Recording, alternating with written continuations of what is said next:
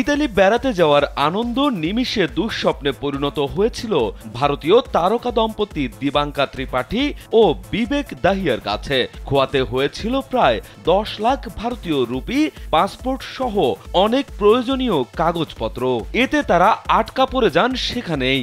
নানা কাঠ খড় পুড়িয়ে অবশেষে ইতালি থেকে ভারতে ফিরলেন এই তারকা জুটি।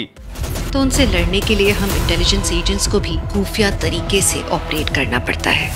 ভারতীয় গণমাধ্যম এক প্রতিবেদনে জানিয়েছে, মঙ্গলবার একটি ফ্লাইটে মুম্বাই এয়ারপোর্টে নামেন দিবাঙ্কা দম্পতি। ভারতের মাটিতে পা রেখে স্বস্তির নিঃশ্বাস ফেলেন তারা। একমাত্র ওয়ালটন এসি দিচ্ছে 1 বছরের রিপ্লেসমেন্ট গ্যারান্টি এবং কম্প্রেসারের 10 বছরের গ্যারান্টি। এ সময় সাংবাদিকদের সঙ্গে কথাও বলেন দিবাঙ্কা। খোয়া যাওয়া সবকিছু ফিরে না পেলেও দেশে ফিরে অন্যরকম প্রশান্তি অনুভব করছেন তারা।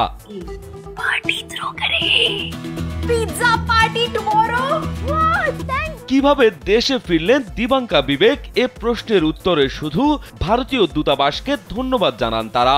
তবে মূল ঘটনা পরে জানাবেন বলেও জানান এ দম্পতি। जिसे तुम कातिल समझ रहे हो वो कातिल नहीं है।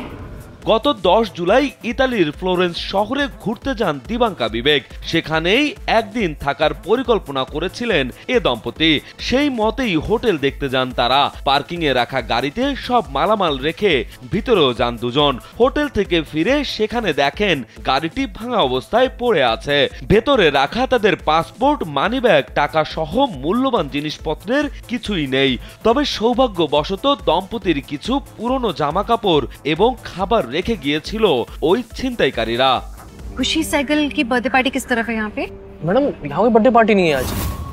এই ঘটনার পর দ্রুত তারা স্থানীয় পুলিশের সহযোগিতা চান। ওই এলাকায় কোনো সিসিটিভি ক্যামেরা না থাকায় পুলিশ তাদের তেমন কোনো সহযোগিতা করেননি। পরে ভারতীয় দূতাবাসে যোগাযোগ করলে পাসপোর্ট চুরি হওয়ার কারণে ভারতীয় দূতাবাস তাদের ইমার্জেন্সি সার্টিফিকেট প্রদান করে। রাজু আহমেদ, কালবেলা।